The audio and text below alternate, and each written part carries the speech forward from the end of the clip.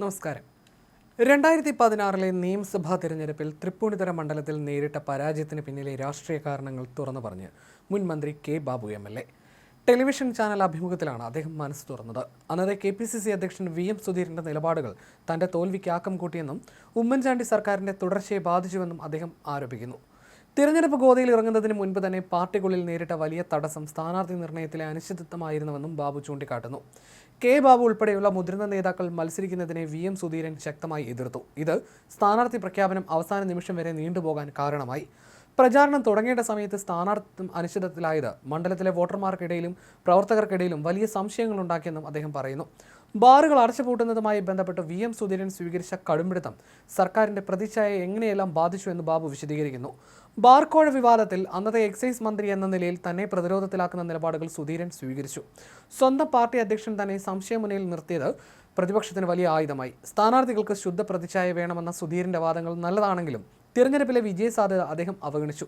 ഉമ്മൻചാണ്ടി കഠിനമായി പരിശ്രമിച്ചിട്ടും സുധീരന്റെ ഈ ശൈലി UDFന്റെ തുടർച്ചയെ തടഞ്ഞു.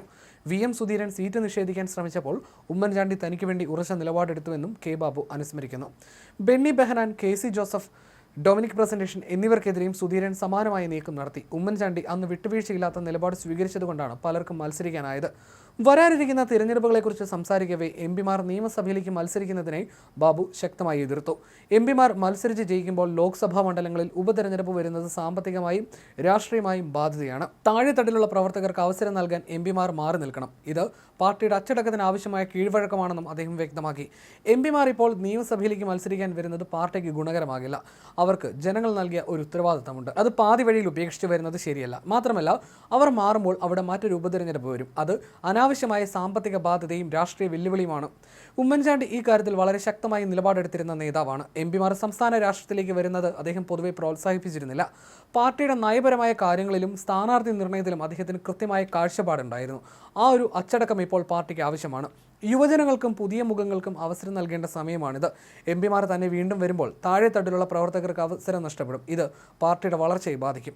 ഗ്രൂപ്പുകൾക്കുള്ളിൽ പലപ്പോഴും അഭിപ്രായ വ്യത്യാസങ്ങൾ ഉണ്ടാകാറുണ്ട്. അത് സ്വാഭാവികമാണ്. എന്നാൽ ഉമ്മൻചാണ്ടിയുടെ അഭാവത്തിൽ ഗ്രൂപ്പിനുള്ളിലെ കെട്ടുറപ്പിനെക്കുറിച്ചുള്ള ആശങ്കകൾ തള്ളിക്കളഞ്ഞ അദ്ദേഹം തിരഞ്ഞെടുപ്പ് വരുമ്പോൾ UDF ഒറ്റക്കെട്ടായി നീങ്ങുമെന്നും ഭരണവിരുദ്ധ വികാരം വോട്ടായി മാറുമെന്നും ആത്മവിശ്വാസം പ്രകടിപ്പിച്ചു. നേരത്തെ കോൺഗ്രസ് പാർട്ടിയും തൃപ്പൂണിത്തുറയിലെ ജനങ്ങളും വലിയ പിന്തുണയാണ് നൽകിയതെന്നായിരുന്നു പാർലമെന്ററി രാഷ്ട്രീയത്തിൽ നിന്ന് വിരമിക്കൽ പ്രഖ്യാപിച്ച സാഹചര്യത്തിൽ അദ്ദേഹം വ്യക്തമാക്കിയത്. മത്സര രംഗത്തേക്ക് ഇനിയില്ലെന്ന വിവരം നേതൃത്വത്തെ നേരത്തെ അറിയിച്ചിരുന്നുവെന്നും വാർത്താ സമ്മേളനത്തിൽ കെ ബാബു മാധ്യമങ്ങളോട് പറഞ്ഞിരുന്നു. മറുപടി ലഭിക്കാൻ വൈകിയതാണ് പ്രഖ്യാപനം വൈകാൻ കാരണമെന്നും അദ്ദേഹം വ്യക്തമാക്കി.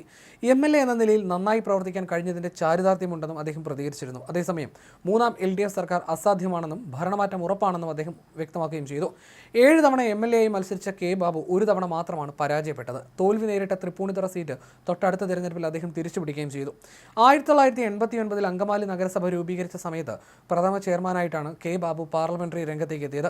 സംസ്ഥാനത്ത് ഏറ്റവും പ്രായം കുറഞ്ഞ ചെയർമാൻ എന്ന പദവിയും അദ്ദേഹത്തിനായിരുന്നു. കേരള യൂണിവേഴ്സിറ്റിയിൽ വൈസ് ചെയർമാനായും സേവനമനുഷ്ഠിച്ചിട്ടുണ്ട്. മുൻ കേന്ദ്രമന്ത്രി AC ജോർജാണ് കെ ബാബുവിനെ രാഷ്ട്രീയത്തിലേക്ക് കൊണ്ടുവന്നത്.